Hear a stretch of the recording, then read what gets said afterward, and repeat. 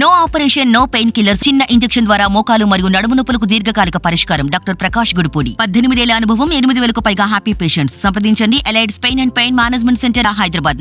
కాళేశ్వరం ప్రాజెక్టుపై హైకోర్టులో విచారణ జరిగింది. మేడిగడ్డ ప్రాజెక్టుకు సంబంధించిన పూర్తి వివరాలు సేకరించాలని ప్రభుత్వానికి హైకోర్టు ఆదేశించింది. తదుపరి విచారణ 2 వారాలకు వాయిదా వేసింది హైకోర్టు. కాళేశ్వరం ప్రాజెక్టు అవకతవకలపై సీబీఐతో జరిపించాలని పిటిషన్ దాఖలైంది. Telangana PCC election coordination committee chairman Niranjan ఈ పిటిషన్ వేశారు. భూపాలపల్లి జిల్లా మహదేవ్పుర పోలీస్ స్టేషన్లో నమోదైన ఈ కేసును సీబీఐకి బదిలీ చేయాలని కోరారు పిటిషనర్.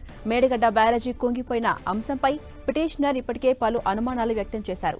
కాళేశ్వరం అవకతవకలపై సమగ్ర దర్యాప్తు చేస్తామని ఎన్నికలకు ముందు కాంగ్రెస్ హామీ ఇచ్చింది. ఇదే అంశంపై మరింత సమాచారం మా ప్రతినిధి సునీల్ అందిస్తారు. సునీల్,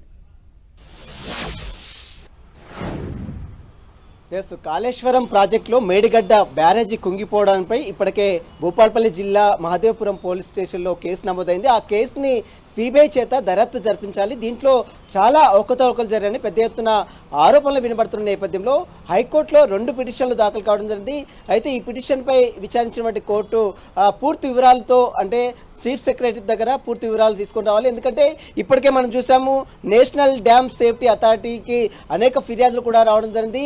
ఆ ఫిర్యాదులు మొత్తం కూడా పూర్తి వివరాలు తీసుకోవాలంటూ కూడా ఇప్పటికే తెలంగాణ రాష్ట్ర ప్రభుత్వాన్ని హైకోర్టు ఆదేశాలు జారీ చేస్తూ తదుపరి విచారణ 2 వారాలకి వాయిదా వేయడం జరిగింది. ఇక ఇప్పటికే మనం చూసాం, కాళేశ్వరం ప్రాజెక్టులో భారీ ఎత్తున అవకతవకలు జరిగాయంటూ కూడా అటు పెద్ద ఎత్తున అధికార పార్టీకి చెందినటువంటి ముఖ్యమంత్రి రేవంత్ రెడ్డి సైతం అసెంబ్లీలో దానిపై సిట్టింగ్ జడ్జితో విచారణ జరిపిస్తామంటూ కూడా ఇప్పటికే ముఖ్యమంత్రి అసెంబ్లీలో ప్రస్తావించిన తీరు కూడా మనం చూసాం. కాబట్టి ఇప్పుడు ఈ కేసు హైకోర్టుకి రావడంతో మరి ఈ కేసుని సిబిఐకి ఇస్తుందా లేదా అనేది కూడా సర్వత్రా ఆసక్తి కూడా నెలకొని చెప్పవచ్చు. ప్రస్తుతం అయితే ఈ కేసుని సిబిఐతో దర్యాప్తు జరిపిస్తే అన్ని విషయాలు కూడా వెళ్లిలోకి వస్తాయి. ఎందుకంటే ప్రాజెక్ట్ కట్టినటువంటి 2-3 సంవత్సరాలకే ఈ ప్రాజెక్ట్ మొత్తం కూడా కుంగిపోవడం పట్ల అనేక అనుమానాలు కూడా తావుతున్నాయి.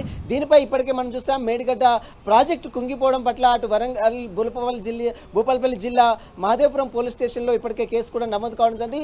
ఆ కేసుని సిబిఐకి డైవర్ట్ చేయాలి. కేసుని సిబిఐకి అప్పచెప్తే ఈ కేసులో మరిన్ని విషయాలు కూడా వెళ్లిలోకి వస్తాయంటే మాత్రం పిటిషనర్ నిరంజన్ హైకోర్టులో పిటిషన్ దాఖలు చేశారు.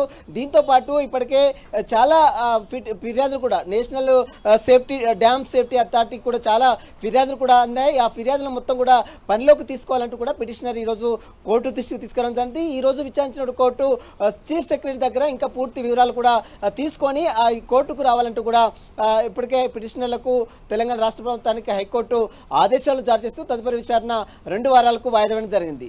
Right, thank you Sunil.